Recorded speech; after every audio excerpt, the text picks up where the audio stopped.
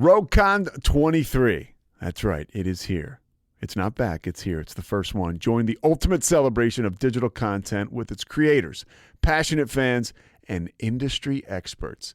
It is all happening in downtown Waco across multiple venues, January 20th through the 22nd of 2023. Now, if you want to go, you got to get tickets, and tickets are on sale at RogueCon23.com. That's RogueCon, RogueCon 23.com. Be there. I'm going to be there. Everybody's going to be there.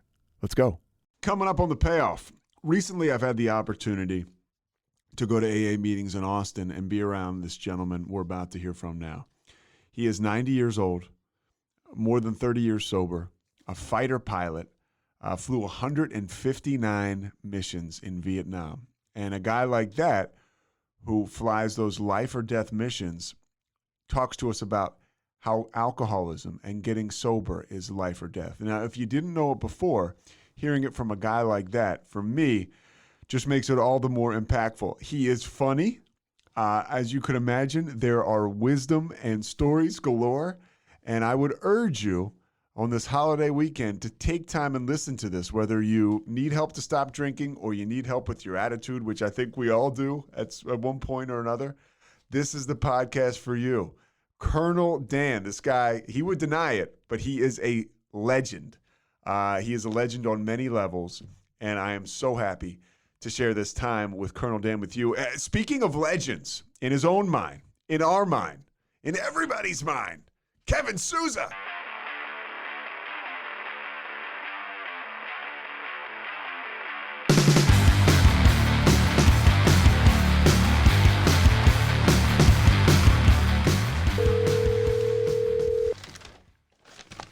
Yes, sir. Good morning. Colonel Dan.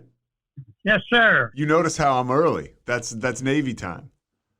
I had an X-ray at 8 o'clock this morning in the doctor's office, so I got there and got back quick. Well, you're pretty. I mean, you're. So how old are you now? 90. I'll be 91 in January. And you're still moving around pretty good. I'm still driving. I'm still walking, and I'm still breathing. Yeah. All right. This is the only other person. It's going to be myself and then Mike. Say hi. This is Mike, the producer. Hello, Mike. How are you today? So, Colonel Dan, we'll just get started if you don't mind. We'll just talk about what we talk about, talk about your experience. And, you have a very interesting life. I was talking with our buddy Mark. He said you were raised in, I guess you were born in Dallas? I was born in Dallas, 1931, January the 14th, to a father. This was during the Depression. My dad was a house painter. But he kept work during the Depression, working for a banker, painting houses that were repossessed and trying to resell them. So we had bread and on the table and clothes on our back, but I was taught to be extremely frugal all my life. My mother taught me a few good things. She said, "Son, the first penny you make goes to the church. The second penny you make goes into savings, and the third penny you make, you spend the way you want to spend it." So I've kind of practiced that all my life, and it's paid off for me. So you had you had a solid upbringing. You had parents who taught you I guess, quote unquote, the right way to live. I had magnificent parents. My mother had never had a drink of alcohol in her life. She never flew in an airplane. She died when I was a freshman at Texas A&M College. I was 17 years old, and it was very devastating to me. But how did she die, Colonel? She died of a heart attack. Okay. I'd been down at A&M 2 months. But I had two very important things happen to me growing up that I want to point out. One, I was 9 years old and I had my tonsils out, and I had a dream when I was under the anesthesia. And I dreamt that there was a wire attached to my right index finger, and it went up into heaven. And at the end of that wire was God, and God laid down at me, and he said, "If you believe in me, I'll slide good things down to you on this wire all your life." And I've kind of lived a charmed life, and I've gone through life with God sliding good things down to me. I've had tragedy in my life, but as a rule, I've had a good attitude, and I just sit here accepting things. As an example, I went to middle school. It was called junior high in those days, and I was elected the most popular boy in school. Went to high school and played varsity football as a freshman, and I was all city football player in Dallas, and voted the most popular underclass boy, the most popular senior boy, and I don't know how all these things happen. They just seem to happen, and I just had a charmed life. Let me ask you something. Because we talk about the alcoholic sometimes, there's a sense of entitlement. Did you get used to all these good things happening to you and almost expect them? I mean, I know you worked very hard from the very beginning. I know you were a painter as a kid and you always earned your way, like your mother said, but did you get that sense of entitlement almost? Almost entitled. I certainly did. As a matter of fact, I became conceited, expecting good things to happen. Went off to A&M and with some great friends, and was in the Air Force ROTC. And I said, two things happened to me as a kid. The second thing I want to point out, I was 12 years old. I built every model of every airplane a kid could build. My bedroom was full of model airplanes, but I'd never touched one.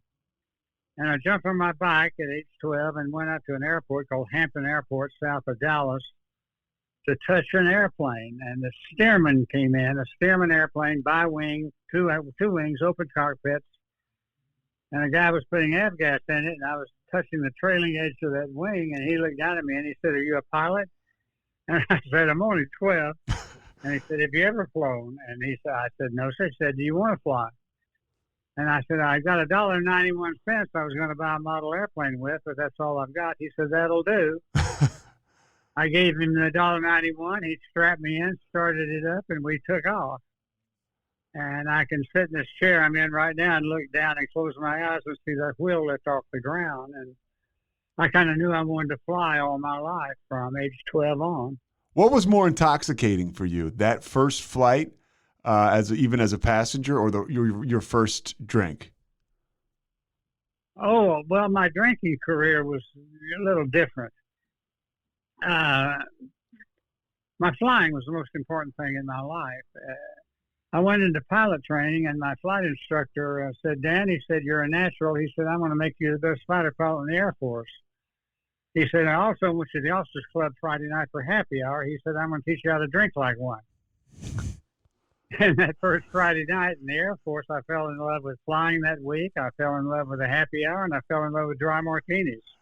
And with being a fighter pilot, there's, like you said, there's a certain will. I want to go back, actually. You talked about as a kid, you put together model airplanes. Anybody that's ever done that, which I have not done it, but my older brother used to do it. The attention to detail is unbelievable. And clearly you had an attention to detail growing up and a strong will. Was there a point when you started to drink when you started to drink at that officers club and the dry martinis, did you feel like you had control over it?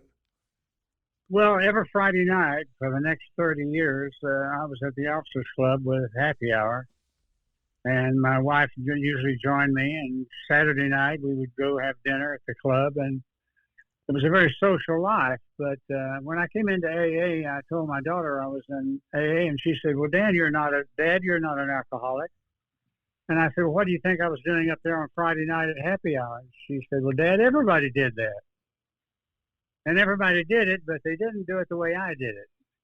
But I lived on the airbase most of the time, and we never got in trouble driving home, never got DUIs, never got in fights. So I never had anything like that in my life. I just drank on the weekends and flew during the week. So I wouldn't consider myself an alcoholic, if that makes sense. But when I retired, I got a stockbroker's license, and I went into the wholesale side of securities. And I was teaching brokers how to sell product. I worked for Public Storage. They had an investment, and I toted that to the brokers. Those PSA buildings you see on the side of the road for storage, right? Yeah, the orange doors. Yep. PSI.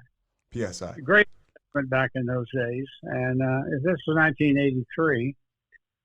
And my boss called me and said, "Dan, I want you to treat your brokers to happy hour, and they'll sell your product." So my first week that next week I went up to St. Louis, Missouri, and invited a Smith Barney office over at the Hyatt Hotel for happy hour, and paid a liquor bill at the end of 2 hours of $730. Now, this back in 1983. It's a lot of money. I expensed it and my boss called me the next week and said, Dan, I want you to do that. Said, that's exactly what I want you to do. And my God, I thought I died and gone to heaven.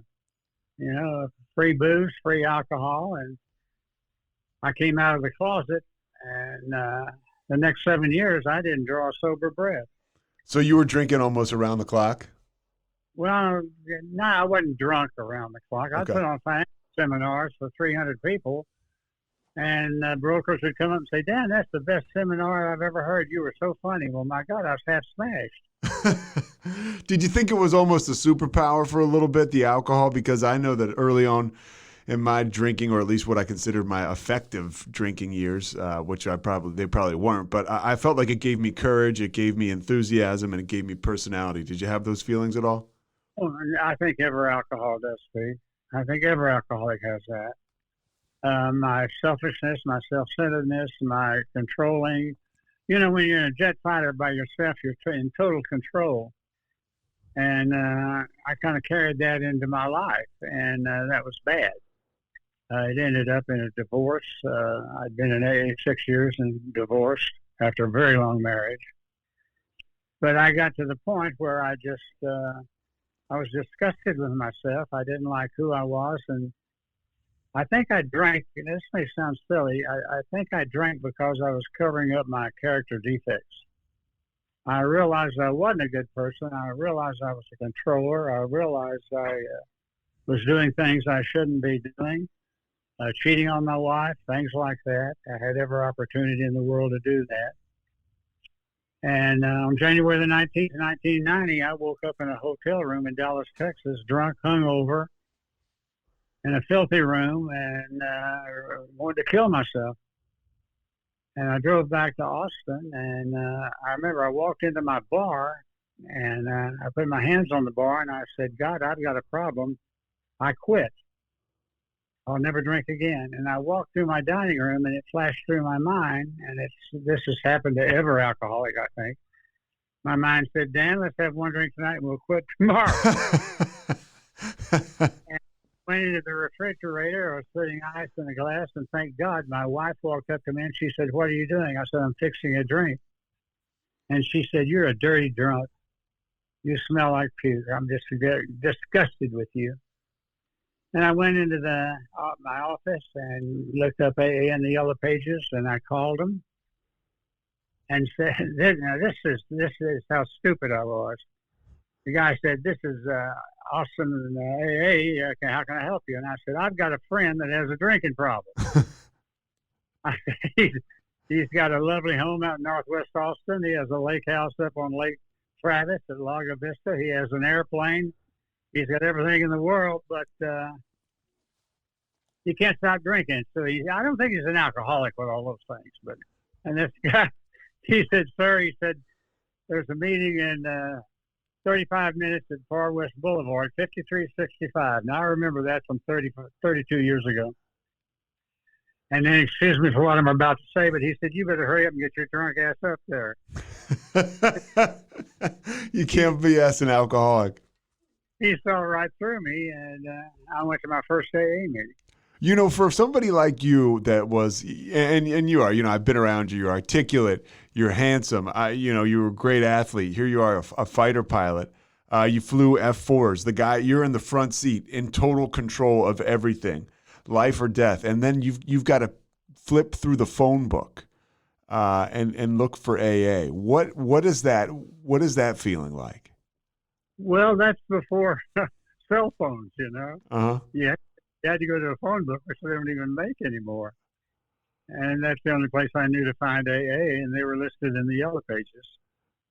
But you know that, I'm sorry, go ahead. No, you go ahead. That 30-year career in the Air Force was so much fun, I can't describe it, other than saying my kids were born in 3 years. In Japan, we were there 3 years, and I was transferred to England. They went to the first 3 years of school in England, and we graduated from high school in Italy. And I lived in Hawaii for 5 years in the military and 1 year in Vietnam. So I flew 159 combat missions in Vietnam in F-4s, and that was interesting because I got shot at by everything the North Vietnamese had in their inventory and never got hit. But I lost 3 friends over there and that were shot down, and I had 2 friends end up in the Hanoi Hilton as prisoners of war that eventually got out after 6 years. So I think the biggest tragedy in my life was 2 weeks before I came home, I got a Dear John letter from my wife saying she had met another guy and was divorcing me and marrying him. While you were in Vietnam? Yeah. Mm-hmm. So I flew my last month and came home, and I landed in Sacramento, and they put us on a bus to take us to an airport in San Francisco. And we came out of the main gate of the airport, and they were throwing eggs and tomatoes at us, and there was a sign up that said "Baby Killers." Jeez. And here I just lost some friends in line combat, and I just got a Dear John letter, and I was not a very happy person. What do you do, somebody like you that's got, this fierce determination and will, and you just fought for your country, and you're at this low point after all that? Do you just keep going with your career, with being a fighter pilot? Do you just move on to the next thing? Because clearly you had more success in your career. You continue to evolve as a pilot. I think my whole personality changed when that happened, because I came back to Dallas. My mother had been dead for years, and my father was in the hospital, and I was holding his right hand when he passed away. And that's pretty big bottom to hit. Your father dying, your wife divorcing you, taking your kids, and she took everything we owned, and I paid child support, and I was pretty bitter. But I'd just been promoted to lieutenant colonel, and I came to Bergstrom Air Force Base here in Austin, and I was assigned as a squadron commander of one of the F-4 squadrons. That's a big deal. That's the best job you can have in the Air Force. You've got about 400, 500 people working for you. You got 18 airplanes, all these pilots and navigators, and you're responsible for all of it. It was a great, great job, but my personality changed. I hate to say this, but I hated women. I didn't trust any women at all. And here I am, a lieutenant colonel, right out of combat, and every wife in the squadron of the pilots were trying to get me married to their mother, their sister, their cousin, their sorority sisters, and I'd meet them on Friday and live with them a week and then dump them, and that's just not a way to live your life. That hurt maybe brought on right by that divorce and by your wife leaving you. You turn it into promiscuity and acting fearless and like you're tough, but we're not. No doubt about it. I just didn't trust women. I thought they were evil.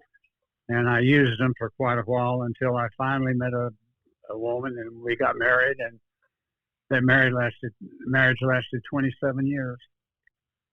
I came into AA, and she wouldn't quit drinking. She kept drinking, and after 6 years in AA, I asked her for a divorce. And she was the one that told you that you were a dirty drunk. Yeah. Uh-huh. She literally saved my life. And then again, I didn't trust her. But I've been in AA 6 years when I asked for that divorce, because she would not quit drinking, and I couldn't live with someone that was drinking. I couldn't do it. Where'd you find the power to do that? I don't know. I found out she was having an affair, and that gave me the courage to do it. And she was a very beautiful woman, a very lovely woman. But she had problems that I never addressed, and one of my biggest regrets in my life is not helping her when she needed help. And but I was single for 6 years, and this is kind of a funny story. One day I sat down and excuse me for saying again what I'm about to say, but I said this when I talked to Citywide a few years ago in my talk, and I said my ideal woman was a long-legged, round-bottomed, big-breasted, cheek-twisting nymphomaniac that owned a liquor store. And then one day I sat down and I said, God, make me a man that a woman with character, honesty, integrity, decency would want to be with. and my wife walked right into my life. She was a member of my Sunday school class, and we've been married now 18 years, and it's the happiest marriage in the world. Oh, yeah, that's a beautiful thing, and that's kind of. Did you find yourself acting yourself into that relationship? I mean, you ask God for the strength, but then you've got to bring the shovel. No, he hit me like a ton of lightning, and I felt like my whole life changed at that moment. And AA has helped me change. I believe you can't keep the AA program unless you give it away. Over the years, I've sponsored probably 50 men. And when someone asks me to sponsor them, the first thing I say is, you just gave me the authority to take your inventory if I see a need to do it. Half of those guys have walked away, and half of them have stuck with me. I'm currently sponsoring 6 guys. I've sponsored one for 28 years. I've sponsored one for 16 years, and I've sponsored one guy that has 3 more years sobriety than I do. So I've got a variety of. I've got a newcomer. I've got a guy with less than a year of sobriety I'm sponsoring. Well, you're always, I go to meetings and you're always there. And that to me is such an attractive thing, and it comes through in your personality. What's one of the more important, what's kept you coming back, I guess? Coincidence? I came into AA January 19th, 1990, and I was working with public storage. I'd been with them about 8 years, and I'm at a meeting out in Los Angeles. And the owner of public storage says, we're doing away with your capital marketing group. We're going to have 2 guys go to big, like Texas Teachers Credit Union, and they'll donate $100 million instead of you guys out there getting $10,000-$15,000 at a whack. And we'll help you guys get jobs if you want them. And I punched the personnel director, and I said, when am I totally invested in our retirement program here? And he looked into some paperwork, and he said, last month. And I said, I quit. So I haven't worked since April of 1991. So I've been in AA a year, a little over a year, and I quit working, and I had the opportunity to go to a meeting every day. How important is that for people that have that free time? I try to talk to people. I mean, maybe a newcomer bottoms out and comes around. It's like, hey, you've got the gift of unemployment. You have that time. There's nothing like filling your schedule with AA, in my opinion. Well, it's not a schedule. AA is a way of life. I've said in many meetings, you only have to do 2 things in AA. That's don't drink and change your whole life. And I don't say that to be funny. It's the truth. AA is the way of life. You have to change. And I had 3 days. I went to a Friday night meeting, a Saturday meeting, a Sunday meeting, and I started detoxing, and I was shaking. I went to an empty AA meeting room at 4:30 on Sunday afternoon and said, God, I surrender. And when I said that, I meant that with all my heart, soul. And I quit shaking.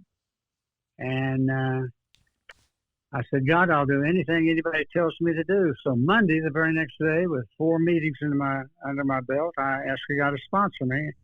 And I said, tell me what to do. And he told me, and I've been doing it for 32 years. How unlike you, the fighter pilot, was that? To ask a guy, and you mentioned it, you used the word coachable. To become coachable, how different was that from the way you were wired coming in? Well, I asked God to change me. You know, when I said I surrender, you're not giving up anything. You're just saying I'm willing to change my life because it's not working. The alcoholic's life is not working. It's unmanageable. And I just changed. And I made the decision when you surrender, you have to surrender. And when you do, you're just giving up the old life and learning to live a new life. And to me, it's so simple. When you surrender, you become teachable. And I think you have to be teachable to change because you have to change. Let me ask you something. I don't know if you're sitting down or not, but here's what, don't get any older sitting in that chair. Well, you can't stop it. You're going to get older. You can't stop change. Change can either be good or change can be bad, in my opinion. So I started changing my life, the way I think, the way I act, the way I treat people, the way I live my life. And I love what I'm doing right now. And I love my getting up in the morning and feeling good and happily married and healthy. I've got a little prayer. I say this prayer before I get out of bed. Every morning, I will not get out of bed till I say it. I say, good morning, God. I hope you and Jesus got some rest last night. I don't know what your plans are today, but please let my wife and I be part of it. And then I got this prayer from a guy who I'll tell you about in just a second.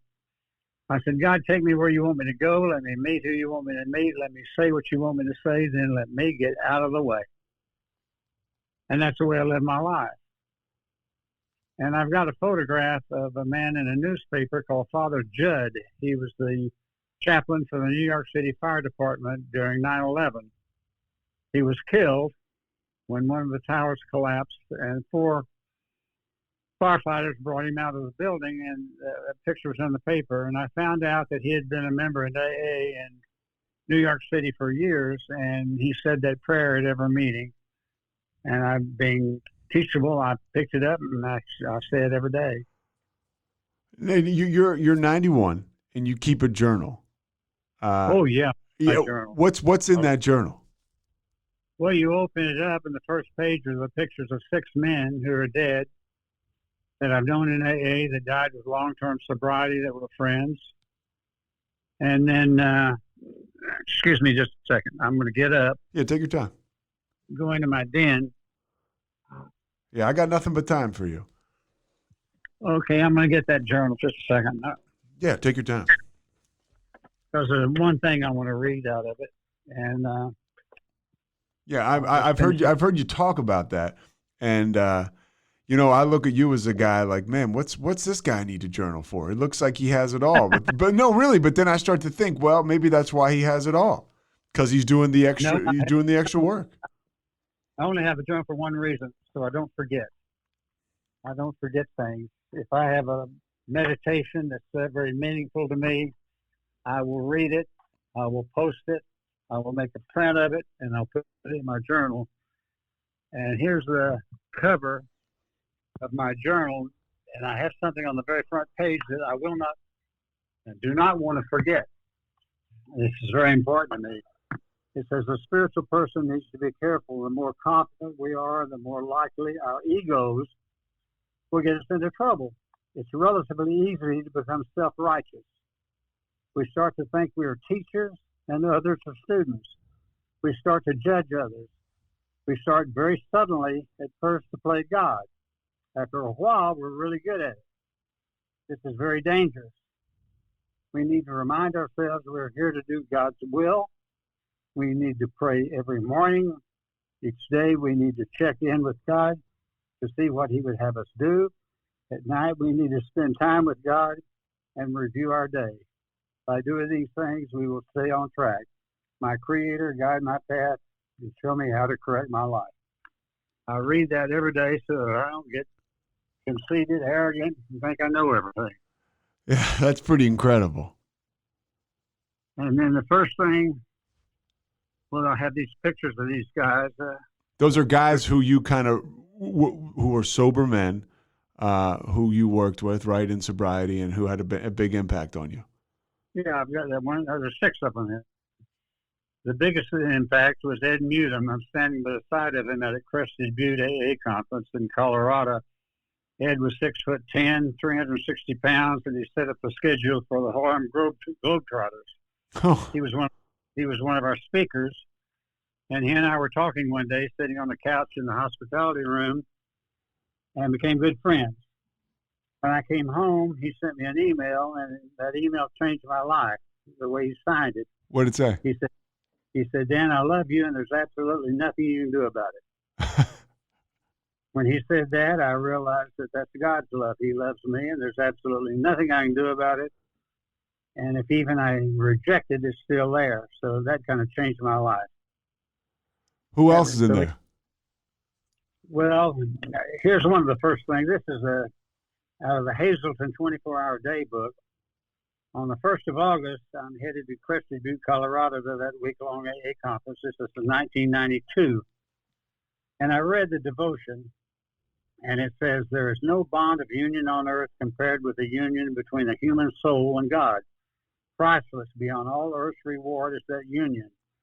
and merging your heart and mind with the heart and mind of a higher power, a oneness of purpose results, which only those who experience it can even dimly realize. That oneness of purpose puts you in harmony with God and with all others who are trying to do His will. I read that the 1st of August, 1992, and I said, okay, that's what I want out of life. And I try to do it. And it's so funny. I got out to Crested Butte, and I went out to the morning meeting out on the deck at the foot of Mount Crested Butte. Beautiful scenery. And I walked into the meeting, and the guy said, "Who are you?" And I said, "I'm Dan from Austin." He said, "Dan, what's on your mind?" And I told him that had just happened to me the day before. And I looked up, and there were about 80 men with tears in their eyes. And one guy said, "Well, I read that, but I didn't get that out of it." And all of a sudden, that became the subject of that meeting that day. Now, I've been to Crested Butte 28 times to that conference, not the last 2 years because of COVID. Mm-hmm. But 2 years after that, in 1993, a guy walked up to me and he said, "Dan, would you come to the hospitality room? I need to talk to you." And I said, "Sure." He told me his name. He told me he was from Phoenix. And I said, "What's on your mind?" He said, "I want to thank you for saving my life." And I said, "What are you talking about? I don't even know you." He said, 2 years ago, when you remember reading that out on the deck? And I said, "Yeah." He said, "I decided I wanted that in my life, and I had a gun up in my room. I was going to blow my brains out that day." So it dawned on me, you never know how God uses you. That wasn't me. I was just a conduit for God and saved a guy's life. And sometimes, Colonel Dan, like what I get from that is you don't even know sometimes the impact, the positive impact you're having on people. You never know. Yeah, you don't know. Because how often is a guy going to track you down and actually tell you that? RogueCon 23. That's right. It is here. It's not back. It's here. It's the first one. Join the ultimate celebration of digital content with its creators, passionate fans, and industry experts. It is all happening in downtown Waco across multiple venues, January 20th through the 22nd of 2023. Now, if you want to go, you got to get tickets, and tickets are on sale at RogueCon23.com. That's RogueCon, RogueCon 23.com. Be there. I'm going to be there. Everybody's going to be there. Let's go.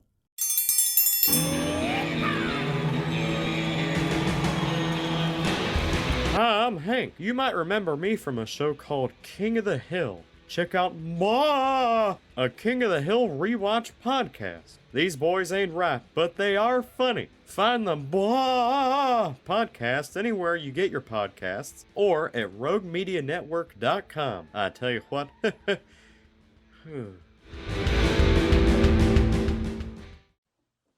Well, the guy tracked me down last Saturday at the meeting. He said, "Dan, I brought you up in a meeting the other day, quoting you what you said." And he told me what I'd said.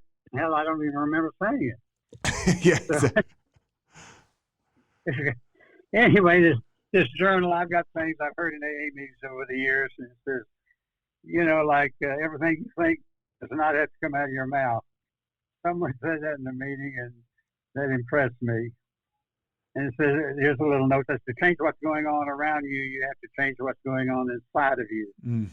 And one guy said, if I die tonight, I'll have enough money to last me the rest of my life. And just little things like that. And I don't want to forget these things.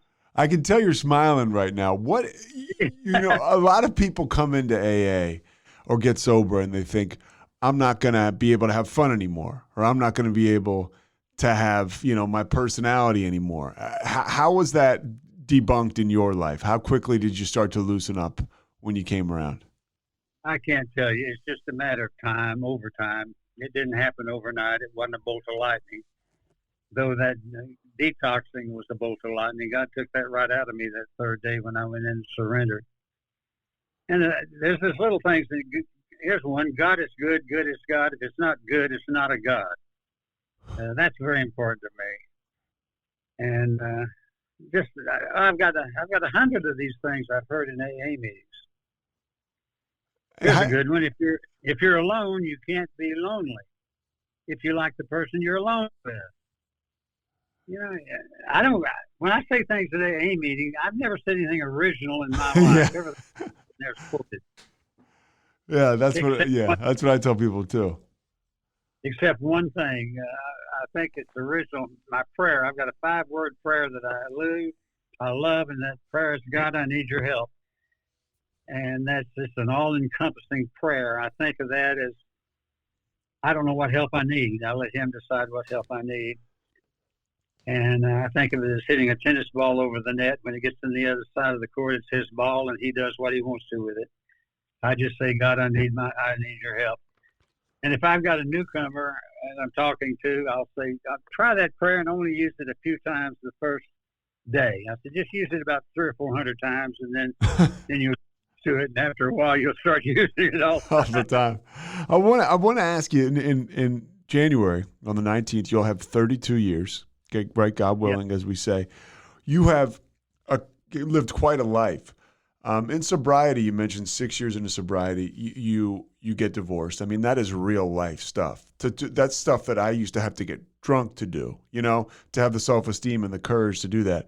What kind of tragedy have you been through in sobriety? Just some of the bigger things, and how have you gotten through it? Well, I was diagnosed with prostate cancer in 1995. I had surgery. In 2007, I had open heart surgery. I had double bypass. I'm just now healing.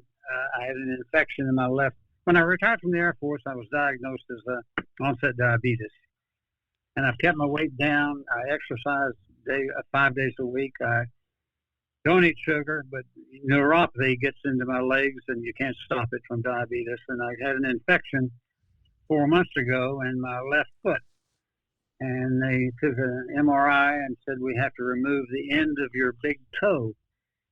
So I went into surgery, and they took the big toe off, or the end of it. And the first time I looked at it, I said, I'm going to give you a name, and I call him Shorty, because he's just kind of a nub.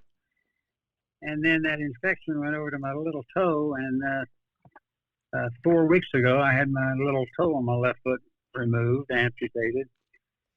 So I've got an end of a big toe and a little toe missing, but I've got my balance, and I walk with a cane, but I've gotten through that. And I don't know how many times I've said, God, I need your help. But just this morning, I was looking at my left foot. It looks a little weird, but I've got balance, and it's healing, and that's great. And I had trouble getting a blood flow to my leg from diabetes and neuropathy, and they finally got down there, and they did the surgery, and now I'm healing. So I'm on the mend.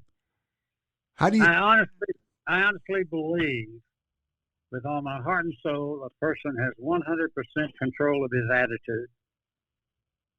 I think we can stop our day anytime we want to and start over again by changing our attitude.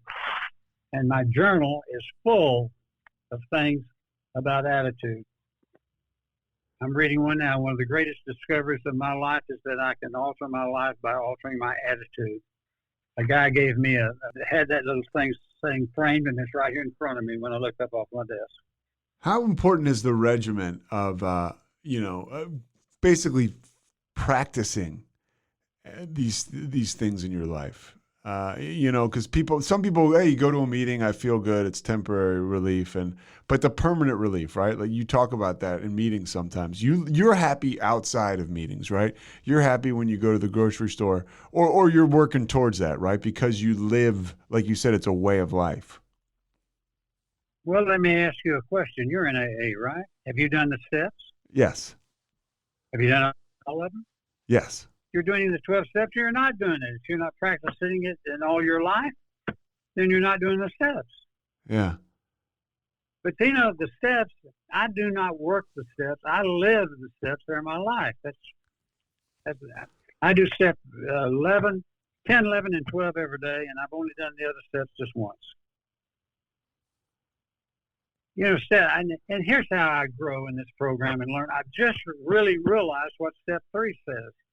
I've always said in AA meetings, step 3 says, make a decision to turn your will and your life with the care of God. It doesn't say do it. Because you can't come into AA and be there 2 or 3 weeks and turn your will and your life over the care of God. You don't know how. You have to do step 4, 5, 6, 7, 8, 9 and do those steps. And it changes you and you learn how to do it. But just the other day, I realized something. It says, made a decision to turn our will and our life. I hadn't even thought about that. Turn our life over to the care of God. Not just our will,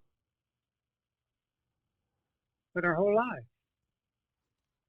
If I'm going to let him run my life, I'm going to let him run it. And I got to go back to this guy who was a fighter pilot, risking life and death. And I want to just real quickly go back into Vietnam. When you were flying fighter pilots, you said 159 missions in Vietnam. Can you convey what that is like to somebody? You'd have to see me for me to do it correctly, because the first time I flew through anti-aircraft fire and I saw it coming off the ground at me, I had my right hand on the flight control stick and I put my left hand up in front of my eyes. I don't know why I thought that would protect me, but I guess it did. If I look at it back now, I think even then I thought that's the dumbest thing you've ever done in your life. But it's the most human. It's the most human reaction, and it shows. It is the most human reaction. And on the 11th, the 11th day of August, 1959, I'm living up in Japan, and I'm northern Japan. I'm flying an airplane called an F-101 Voodoo. It's a single-seat, twin-engine reconnaissance aircraft. Very, very fast airplane. And I had to use, just a long story, but I'm going to make it real short. Go ahead. I was coming in on a tanker to air refuel, just practice, and I had a utility hydraulic failure. And I declared an emergency, headed back toward the airport, Massawa Air Base, and I told them I had lost utility. And I realized I wouldn't be able. I had to use the emergency system to put my landing gear down. I wasn't going to have any landing gear flaps. Probably wasn't going to have any brakes. And it was but I still had flight control. And excuse me. I had the squadron ops officer on the radio, and they had the factory, McDonnell Douglas, trying to figure out what to do. And I blew the gear down on the air system instead of hydraulic system, and the nose gear popped out of the well, didn't come down. The left gear came down and locked, and the right gear stayed up and locked. So at this point, you're going down. This point, I'm going to have to eject. Okay.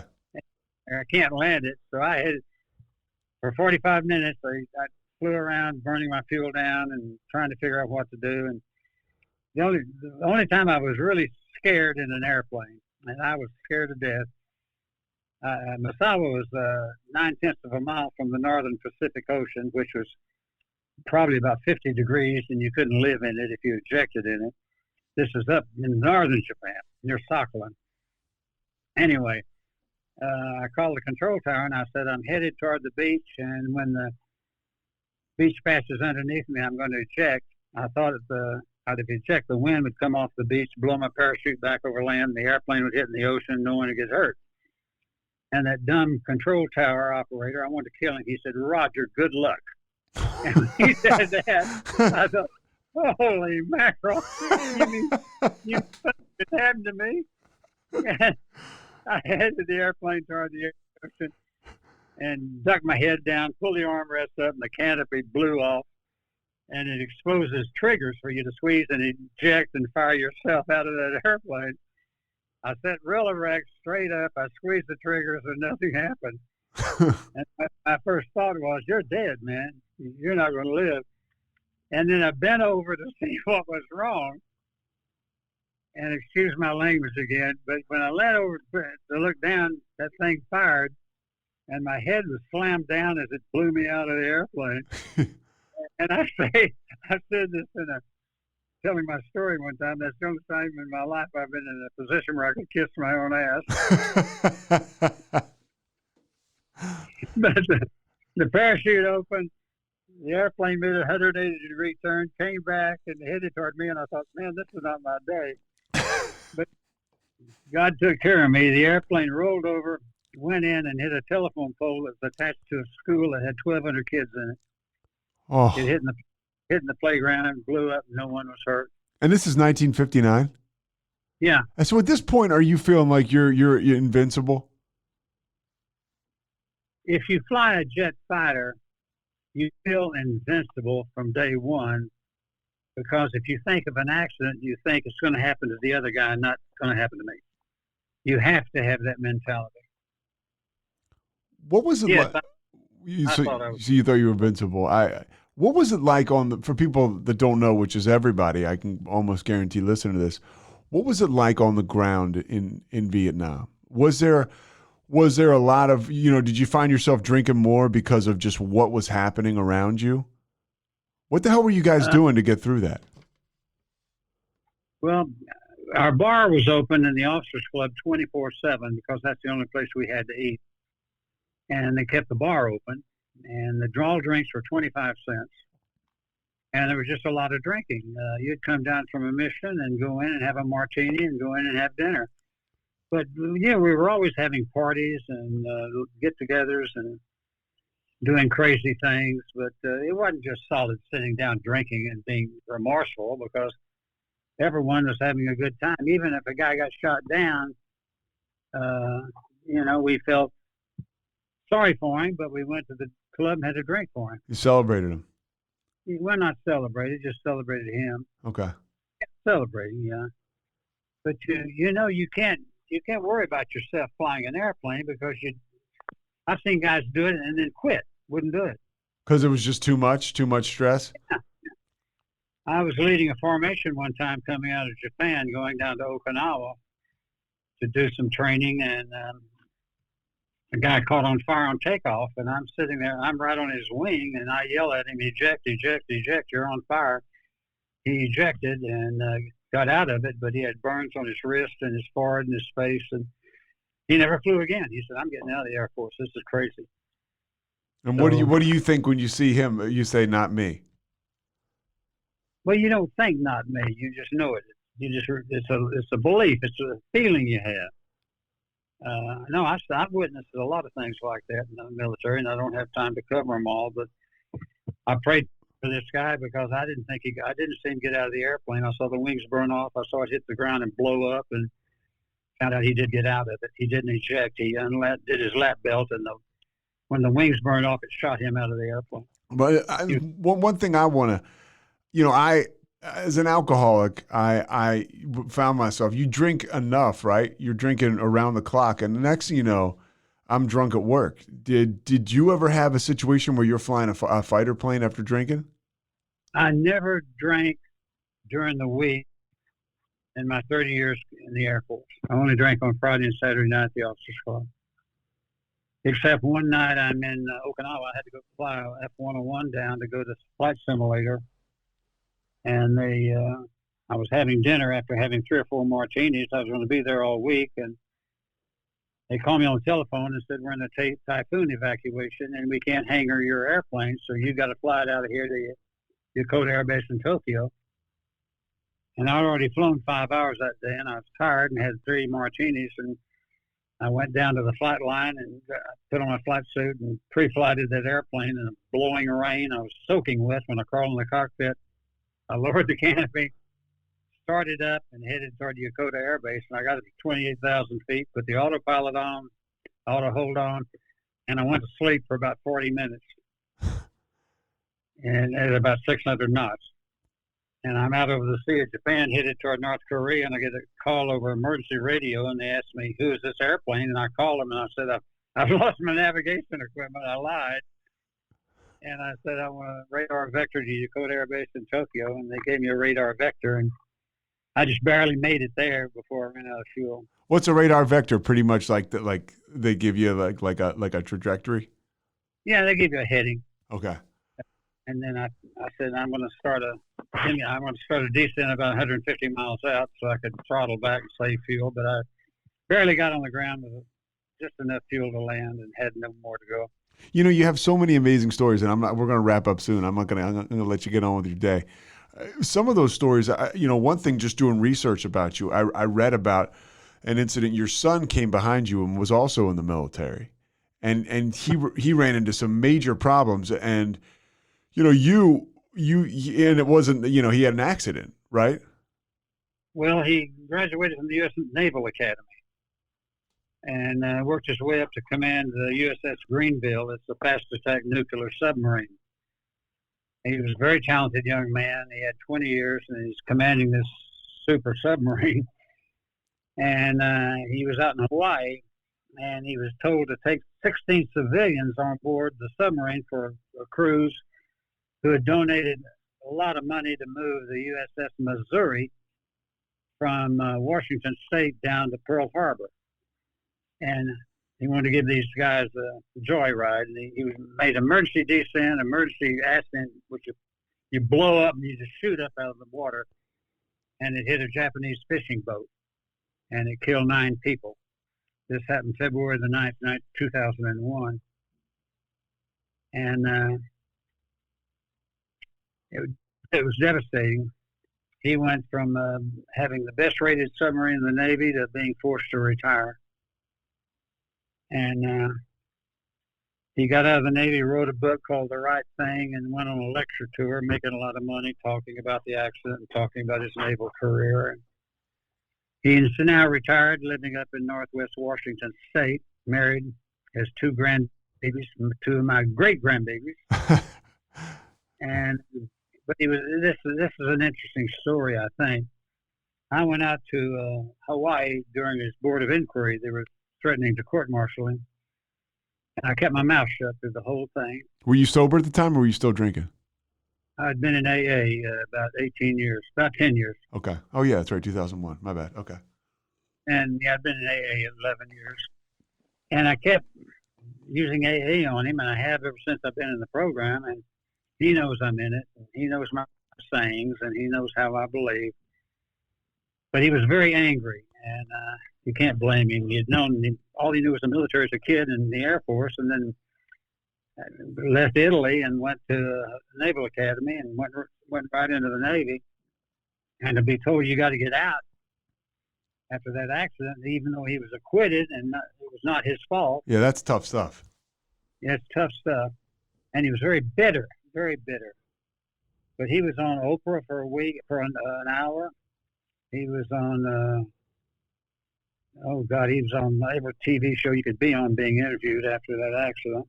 But anyway, he was bitter. And just 3 years ago, I'm visiting him, and we're sitting in a coffee shop. And he said, "Dad, I want you to know, I remember everything you said to me that you've learned in AA." And he said, "I don't know what just happened to me just this moment." He said, "I feel God at this table." And I said, "I do too, Scott."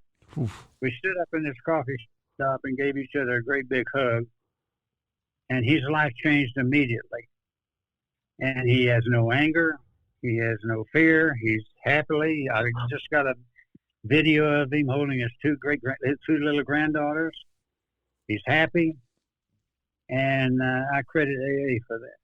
What does it mean for you to leave the legacy, to have this legacy?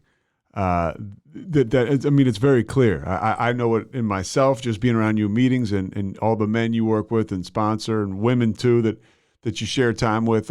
What does it mean for you to have that legacy all through AA and God? Well, it makes me feel like that's why I'm here on this earth. That's what God wants me to do. And like the first thing I read, I don't want credit for it, and I don't want to be God, and I don't want to. Sometimes somebody said, "Dan, you really, really helped me." I said, No, I don't. I'm just telling you what I've heard in AA meetings and what I believe in. And I don't know. I've had a marvelous life. In Italy, when I lived in Italy for 3 years, I was in a movie with Marcello Mastroianni and Burt Lancaster. I had a big part in the movie, and good things like that. What was the movie called? It's called La Pelle. La Pelle. Yeah, the Italian for the skin. Okay. It flopped in the 1980 film festival over in Cannes. It's really a bummer of a movie. You can get it if you Google it, but it's the Italians would do anything to save their hide. And it's really a bum movie. What do you tell? I mean, this is the beauty of it. You had your hands on a counter, asking God to help you, and I know I crawled into my first rehab and meeting, and here we are laughing, sharing stories about sobriety. How special is that to you? Those moments you can have with another alcoholic on the other side of all this. That's what life's all about.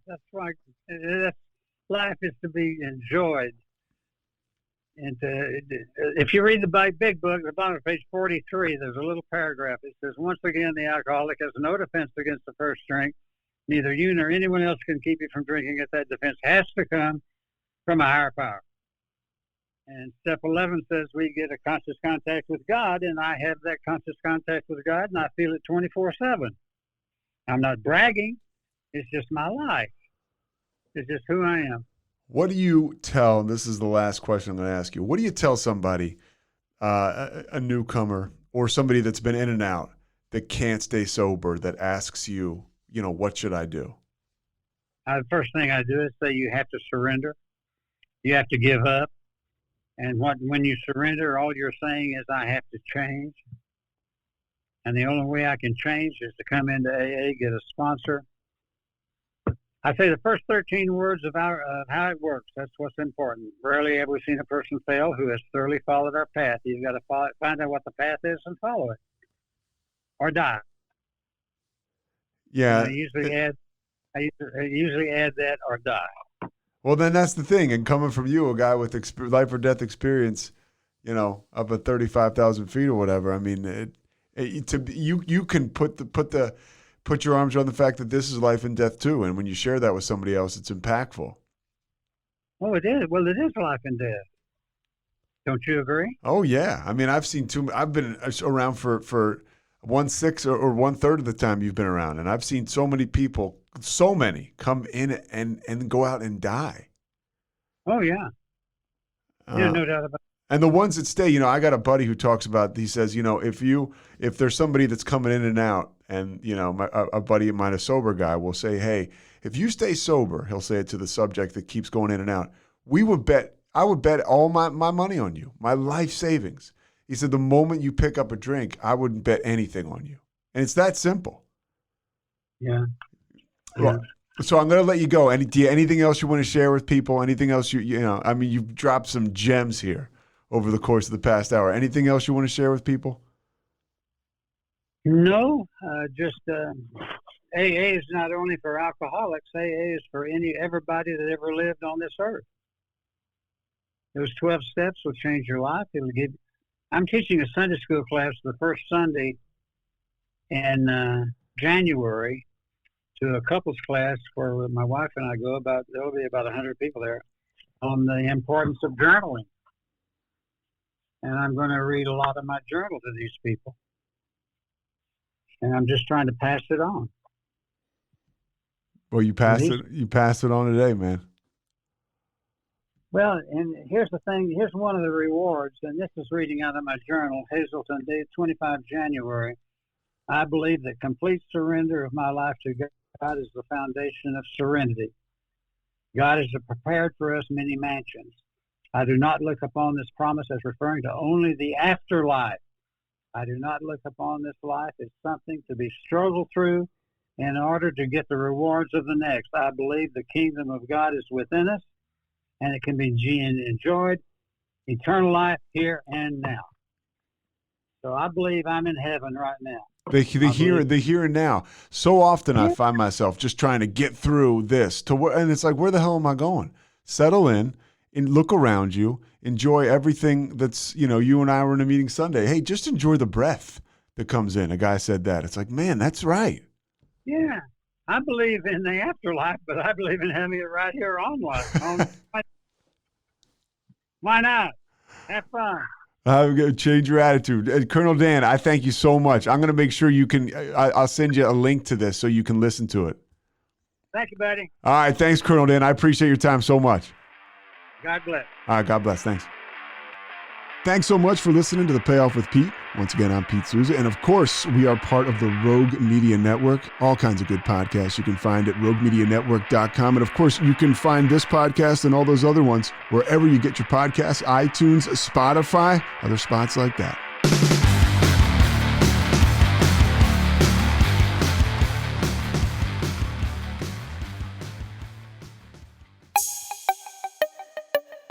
This has been a Rogue Media podcast.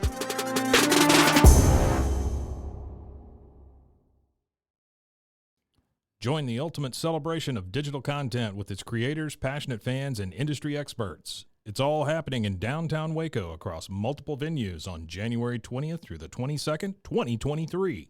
Tickets are on sale now at roguecon23.com.